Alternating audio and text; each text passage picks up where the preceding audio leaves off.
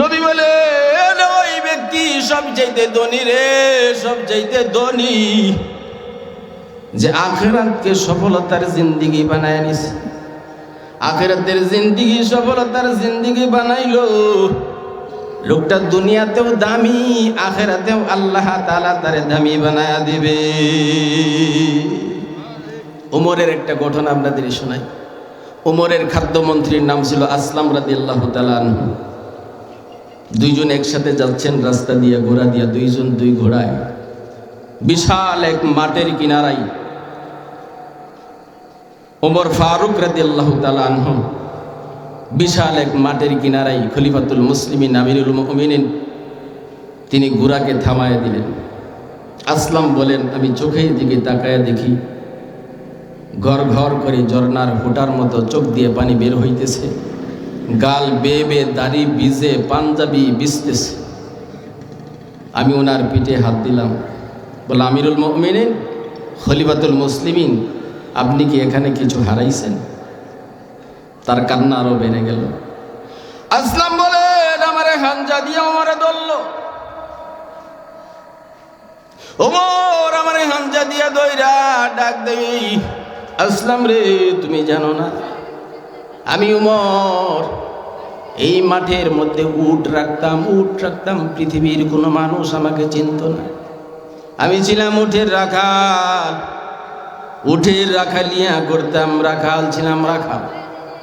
পৃথিবীর কোনো মানুষ আমাকে চিনত না। আল্লাহ তাআলা আমাকে এখান থেকে টান দিয়ে হিদায়াত দিয়া আল্লাহ তাআলা তার গোলাম বানায়া, এমন গোলাম আল্লাহ বানাইছে, অর্ধেক পৃথিবীর বাদশাহী আমি উমরের হাতে আল্লাহ দিয়ে দিয়েছে।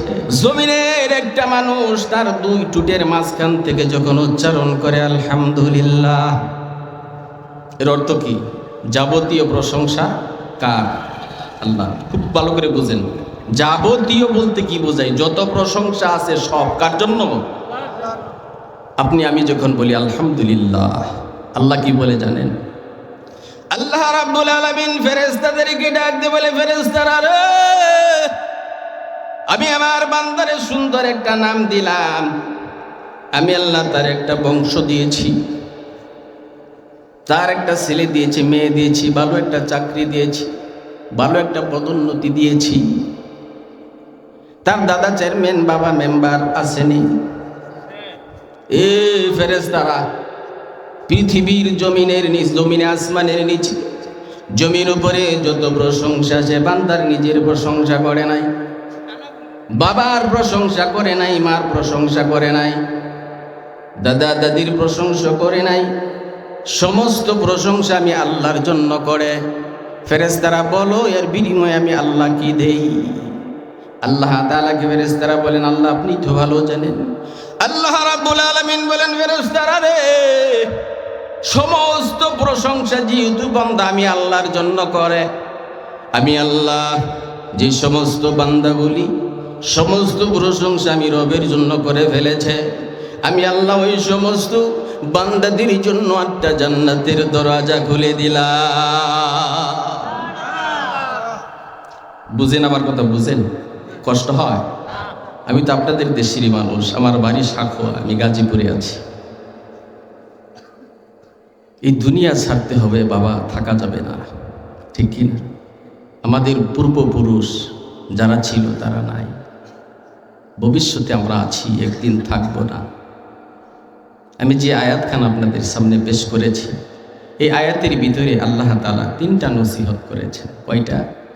তিনটা। এক নম্বর, মিনহা খালাকনাকুম। আল্লাহ তাআলা বলেন, আমি আল্লাহ পাক তোমাদেরকে মাটি দিয়ে বানাইছি। সুবহানাল্লাহ।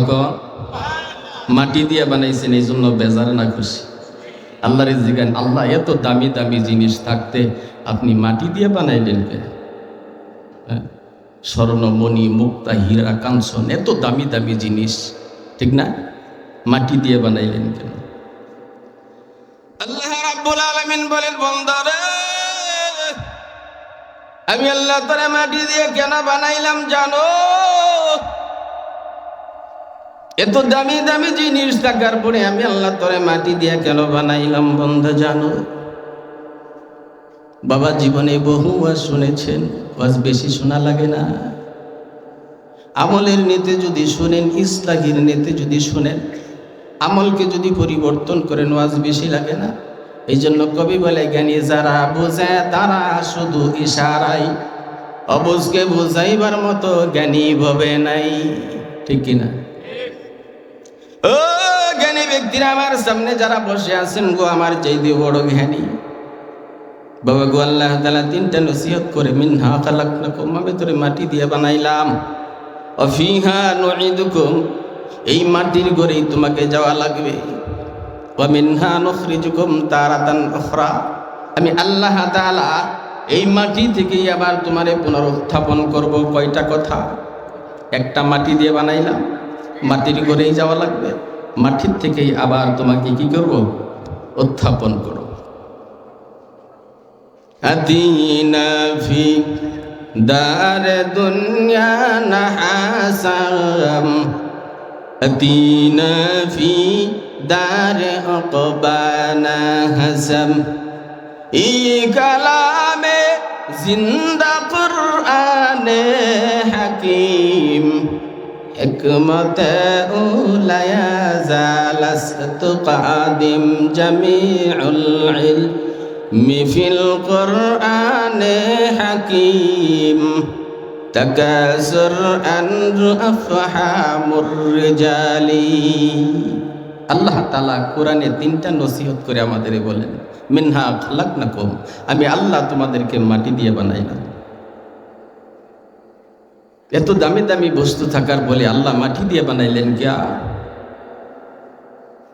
আল্লাহ রাব্বুল আলামিন বলেন, বান্দা মাটি দিয়ে কেন বানাইলাম শুনো। এই যে মাটি, নিচে 500 ফুট দাইবা মাটি জায়গা করে দিবে, ঠিক কিনা? 500 ফুট নিচে যাইবেন, মাটি জায়গা করে দেয়। 100 তলা বিল্ডিং দাঁড় করায় দিবেন, মাটি ধরে রাখে। মাটি দিয়ে হাইটা যান, মাটি বাধা দেয় না। মাটি দিয়ে দৌড়ান, মাটি বাধা দেয় না। মাটিতে বসছেন, বাধা দিছে। এক জায়গার মাটি খনন করে আরেক জায়গায় নিয়ে যায়, আরেক জায়গার মাটি ভরা খনন করে আরেক জায়গায় ভরাট করি, মাটি বাধা দেয় না। আল্লাহ রাব্বুল আলামিন বলেন, বান্দা মাটি দিয়ে কেন বানাইলাম জানো? মাটির মতো স্বভাব যদি তোমার থাকে, মাটি যেমন ধৈর্য ধরে, এরকম ধৈর্য যদি তুমি ধরতে পারো, আল্লাহ তাআলা বলেন, ইন্নাল্লাহা মা'আস সাবিরিন, যারা ধৈর্য ধরে তাদের সাথে কে? আল্লাহ। আল্লাহ বলেন, এই জন্য তোমারে মাটি দিয়ে বানাইলাম। মাটির মতো ধৈর্য তোমার ভিতরে যদি থাকে, আমি আল্লাহ তোমার সঙ্গী। বলুন সুবহানাল্লাহ। এই জন্য আল্লাহ মাটি দিয়ে বানাইছেন। বেজার না খুশি? এরপর আল্লাহ বলেন, উখরিজাত লিন্নাস, বান্দা মাটি দিয়ে যে আমি তোমারে বানাইলাম, তুমি হচ্ছ সবচেয়ে সেরা। আল্লাহ বুঝলাম সবচেয়ে সেরা বানাইছেন, তাহলে সুন্দরের দিক দিয়া আল্লাহ রাব্বুল আলামিন বলেন, ওয়াত-তিনি ওয়াজ-যাইতুনি ওয়া তুরি সিনিনা ওয়া হাযাল বালাদিল আমিন, লাকাদ খালাকনাল ইনসানা ফি আহসানি তাকওয়িম। আল্লাহরে যদি জিগান, আল্লাহ মাটি দিয়ে বানাইলেন, সুন্দর করে বানাইছেন। আসমানে জমিনে অনেক মাখলুকাত আপনি বানাইছেন, সমস্ত মাখলুকাতের ভিতরে সবচেয়ে সুন্দর করে বানাইছেন। প্রশ্ন আসে না? আল্লাহ রাব্বুল আলামিন একটা দুইটা না, 4টা কসম করেছেন। কয়টা? 4টা কসম করেছেন। এরপর আল্লাহ বলেন, লাকাদ খালাকনাল ইনসানা ফি আহসানি তাকওয়িম। ও পৃথিবীর মানব, তোমারে মাটি দিয়ে বানাইলাম, এজন্য বেজার হয় না, বেজার হয় না। শুনো, আসমানে যা বানাইলাম, জমিনে যা বানাইলাম, জমিনের নিচে যা বানাইলাম, তোমার ডানে যা বানাইলাম, বামে যা বানাইলাম, সামনে যা বানাইলাম, পিছনে যা বানাইলাম, তোমার দুই চর্ম চোখে যা তুমি দেখো এবং চর্ম চোখে যা তুমি দেখো না, আমি আল্লাহ যত মাখলুকাত বানাইলাম রে বান্দা, সবচেয়ে সুন্দর করে অবকাঠামোর দিক দিয়া সুন্দর করে আমি আল্লাহ ইনসান বানাইছি, মানুষ বানাইছি। বলুন সুবহানাল্লাহ। তাহলে সুন্দরের দিক দিয়েও সেরা, সৃষ্টির দিক দিয়েও সেরা। বানাইছে কি দিয়া? মাটি দিয়া। বানানোটা ফ্যাক্টর না শ্রেষ্ঠত্বটা ফ্যাক্টর? আল্লাহ তাআলা শ্রেষ্ঠত্বের দিক দিয়ে সব দিক দিয়ে শ্রেষ্ঠ। ও আল্লাহ, সুন্দরের দিক দিয়ে বানাইলেন, নবীর দিক দিয়া সেরা কিনা কন? আল্লাহ তাআলা বলেন নবীও দিলাম সেরা, উম্মত হিসাবে কল উম্মত হিসাবেও সেরা। ঠিক কিনা? আল্লাহ তাআলার সর্বলাইনে সর্বদিক দিয়া শ্রেষ্ঠত্ব বানাইল। এই আল্লাহর কি নিয়ামত আদায় করলাম বাজান, কি নিয়ামত আদায় করলাম। দুনিয়া তো থাকা যাবে না, কঠিন কবরে চলে যাওয়া লাগবে। ভালো লাগে না খারাপ লাগে? সব জিনিসের একটা মজা আছে, ঠিক না? মজা না লাগলে ওই জিনিস ভালো লাগে না, ঠিক না ভাই? গানই হোক, ওয়াজি হোক, কোরআন তেলাওয়াতি হোক, ঠিক না? এক একটা জিনিসের এক একটা মজা আছে। ডাউলের মজা বুঝতে খুঁজলে লাভ নাই, ঠিক কিনা ঘর? আল্লাহ রাব্বুল আলামিন বলেন বান্দা হে, সর্বলাইনে সর্বদিক দিয়া সেরা বানাইলাম। আসমানি যত কিতাব জমিনে নাজিল করলাম, সমস্ত কিতাবের সেরা কিতাব ওয়ালা তোমাদের বানাইলাম, ঠিক কিনা? যত কিতাব আমি আল্লাহ আসমান থেকে নাজিল করেছি রে বান্দা, সমস্ত কিতাবের সেরা কিতাবটা তোমারে দিয়েছি। ও বান্দা, আমি আপনি যে এত সুন্দর, যে আমাকে আপনাকে বানাইলো সে কেমন সুন্দর। এই জন্য কবি বলেন আসমান সুন্দর, জমিন সুন্দর, দুনিয়া সুন্দর, সুন্দরে সুন্দরে পাল্লা, না জানি কত সুন্দর তুমি আল্লাহ, না জানি কত সুন্দর তুমি আল্লাহ। ঠিক কিনা? যে এত সুন্দর বানাইল, যে এত শ্রেষ্ঠত্ব বানাইল, যে এত সুন্দর বানাইল, যে সেরা বানাইল, সে কেমন সেরা? যেমন সুন্দর বানাইল সে কেমন সুন্দর, তারে দেখার আশপাশ আসেনি। আল্লাহর নবী বলেন হাসরের ময়দানে জান্নাতীরা আল্লাহরে দেখবে, আমি ওদিকে যাব না, আয়াতের উপরেই কথা বলবো। আল্লাহ তাআলা বলেন বান্দা,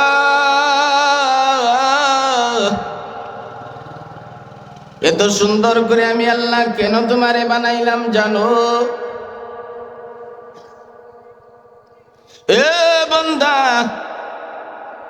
পৃথিবীতে কোনো মানুষ সামনের দিকে যদি তার কদম বাড়ায় উদ্দেশ্য ছাড়া বাড়ায় না, ঠিক কিনা?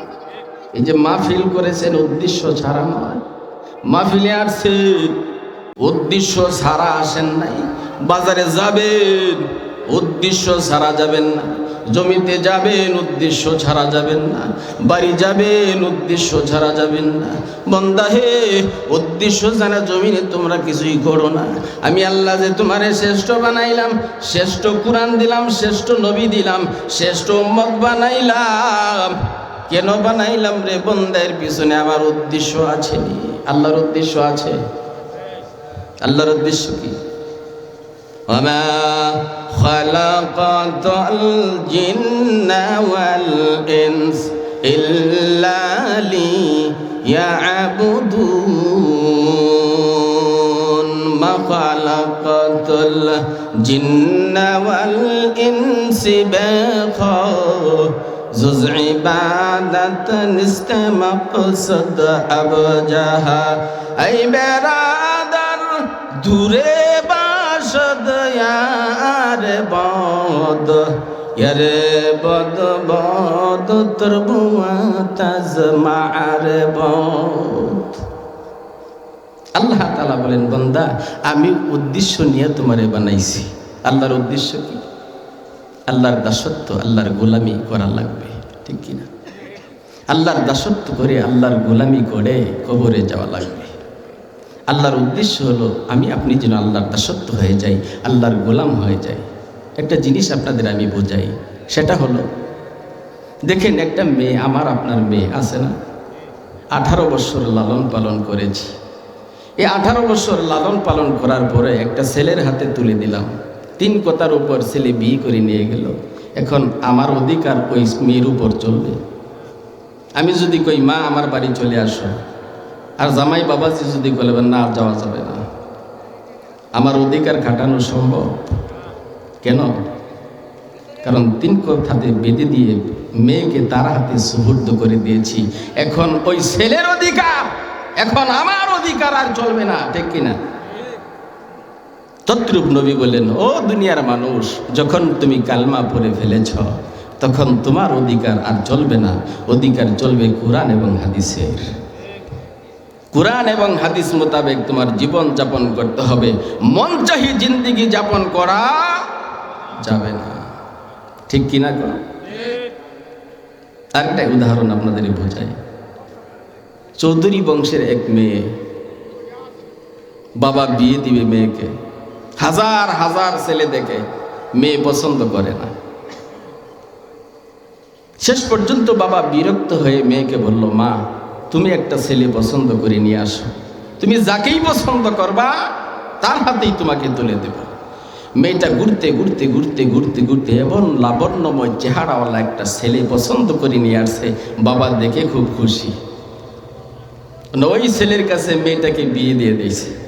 না, বিয়ে দেওয়ার পর তো মেয়ে শ্বশুর বাড়ি চলে যাবে, এটাই নিয়ম, ঠিক না?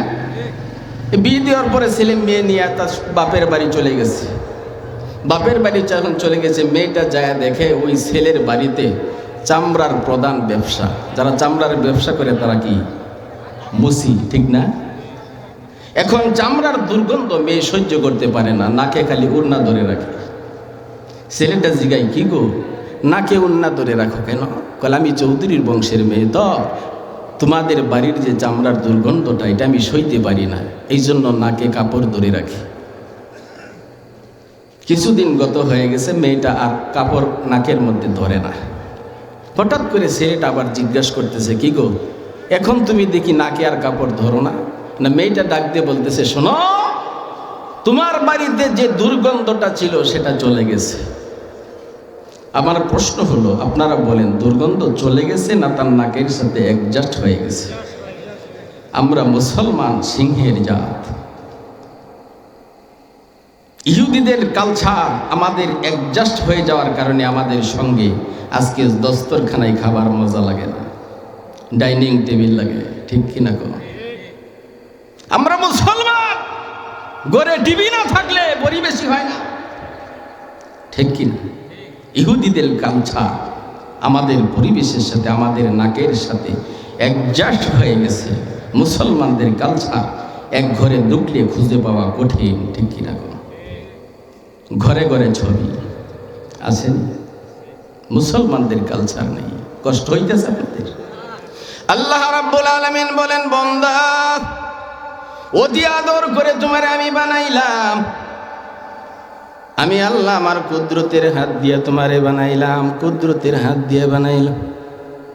বান্দারে আল্লাহ বানাইলাম, আমি আল্লাহ বললাম, ইন্নামা আমরুহু ইযা আরাদা শাইআন আইয়াকুলা লাহু কুন ফায়াকুন।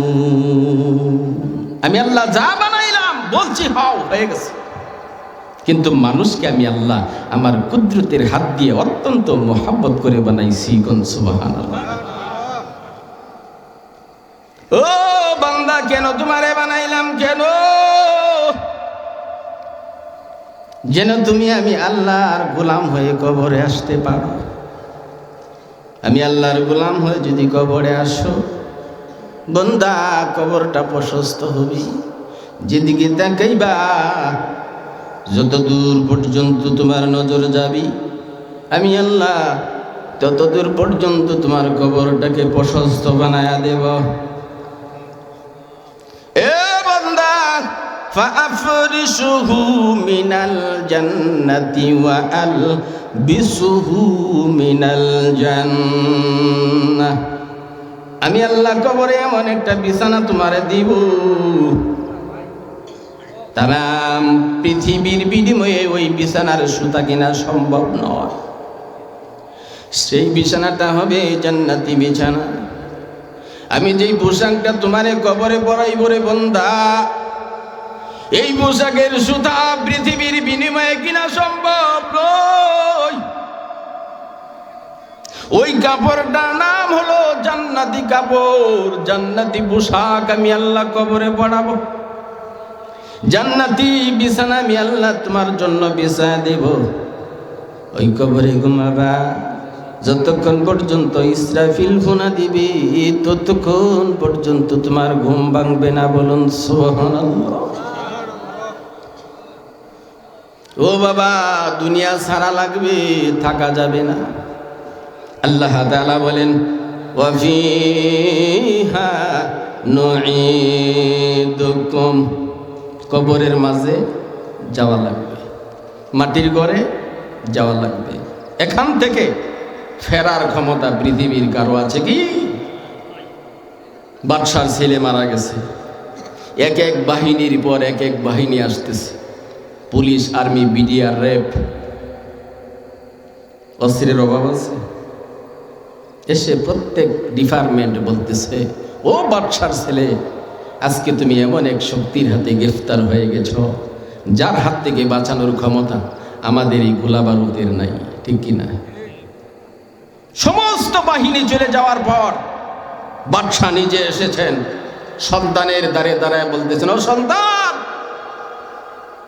আসমানের নিচে জমির উপরে আমার এমন শক্তি জানো, আমার একটা হুকুমে উপরের মাটি নিচে দিতে বাধ্য, কিন্তু এমন এক শক্তির হাতে তুমি ধরা পড়ে গেছো যার থেকে বাঁচানোর ক্ষমতা আমি বাদশারও, তার হাতে ধরা পড়তে হবে কিনা কোন? আরে যা বানারে না বানাইলে আল্লাহ কিছু বানাইতো না। যার নামটা আল্লাহ নিজে আশেক হয়ে রাখলো, যার সাথে নিজে আল্লাহ বন্ধুত্ব করলো, সে কি দুনিয়ায় আছে? আছে। আমার আপনার নবী আখিরি জামানার নবী, আমার আপনার নবী আখিরি জামানার নবী দুনিয়ায় নাই, ওনাকেও চলে যেতে হয়েছে, ঠিক কিনা? আমরা থাকতে পারবো না রে বাবা, থাকার জায়গা দুনিয়া নেই। জন্য কবি বলেন, কিসের করো বাহাদুরি, কিসের অহংকার, কিসের করো বাহাদুরি, কিসের অহংকার, দম ফোড়াইলেই মাটির নিচে বন্ধ হবে দ্বার, দম ফোড়াইলেই মাটির নিচে বন্ধ হবে দ্বার। কে যাবে রে ও চীন দেশের পালতুলা ওই নাই, দুনিয়াবাসী সবাই যাবে, থাকবে না কেউ ভাই। আমি যাব, তুমি যাবে, যাবে প্রিয়জন, আসা যাওয়ার চলছে খেলা, থাকবে পরে দন, আসা যাওয়ার চলছে খেলা, থাকবে পরে দন।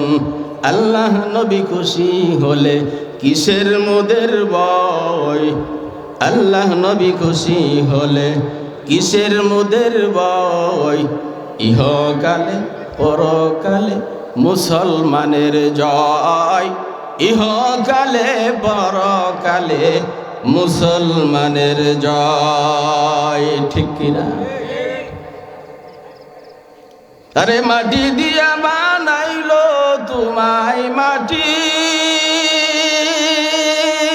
দিয়া বানাইলো তোমায়, মাটির নিচেই হবে ঘর, আপন আপন ভাব যারে সবাই হবে তোমার পর।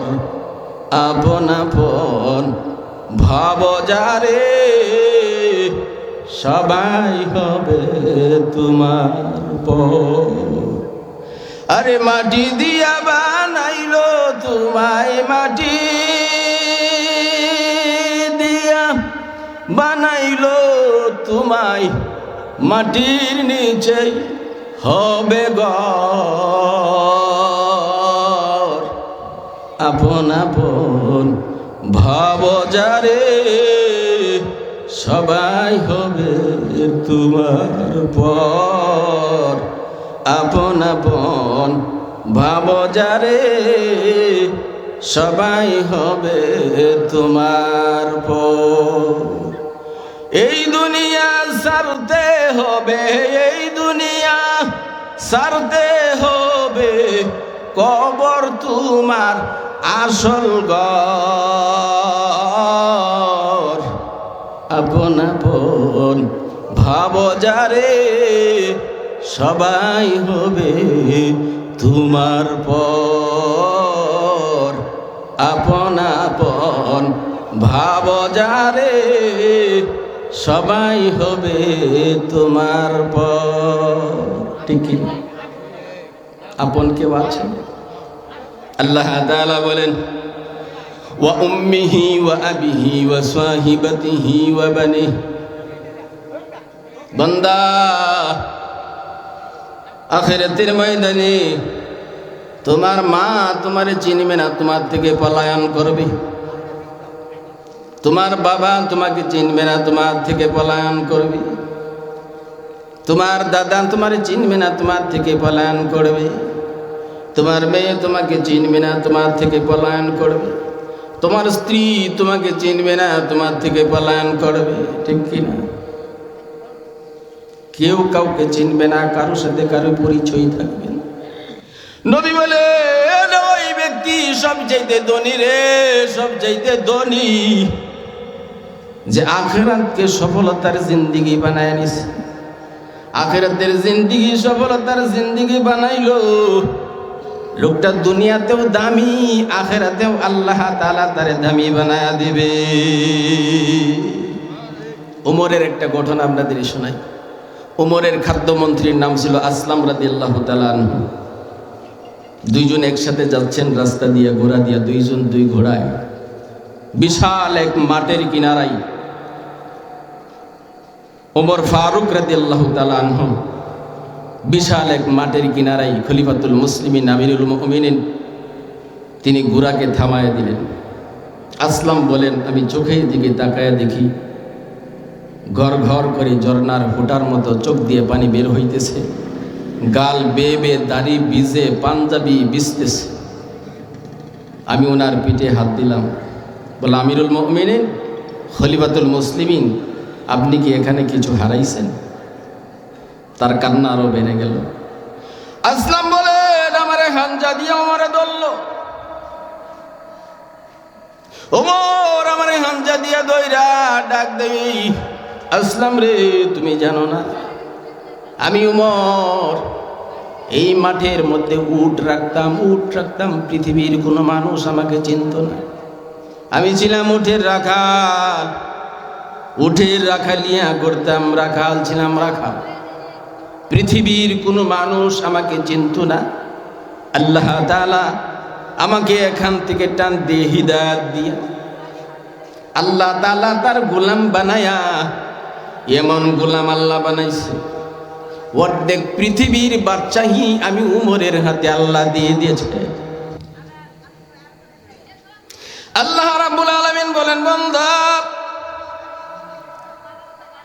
আখিরাতকে যারা লক্ষ্য বস্তু বানাইলো, আখিরাতকে যারা টার্গেট করলো, আখিরাতের সন্তান যারা হয়ে গেল, আখিরাতের মুহাব্বত যাদের অন্তরের ভিতরে ঢুকাইল, আমি আল্লাহ দুনিয়াকে অপমানিত করে তার পদতলে ডালিয়া দিব। বলুন সুবহানাল্লাহ। আখিরাতের সন্তান হওয়া লাগবে। যা হয় কার থেকে হয়? আল্লাহ থেকে হয়। গাভীর থেকে দুধ হয় না, আল্লাহ থেকে হয়। জমি থেকে ফসল আসে না, আল্লাহ থেকে আসে। এর নাম হলো ঈমান। এর নাম কি ভাই? ঈমান। কবরে যাওয়া লাগবে খালি হাত। বাদশাহ সেকান্তর মন্ত্রণালয়ে ঘোষণা করে দিল, হে মন্ত্রণালয়ের মন্ত্রীরা, আমি যখন ইন্তিকাল হব, আমাকে দাফন পড়ায়া খাটিয়ার মধ্যে চড়ায়া আমার হাত দুইটা বাহিরে রাইখা সারা শহর নিয়ে ঘুরবা। মানুষ তাকায় তাকায় দেখবি আমি এত বড় বিশাল বড় বাচ্চা, কিছুই নিতে পারলাম না, খালি হাতে কবরে চলে গেলাম।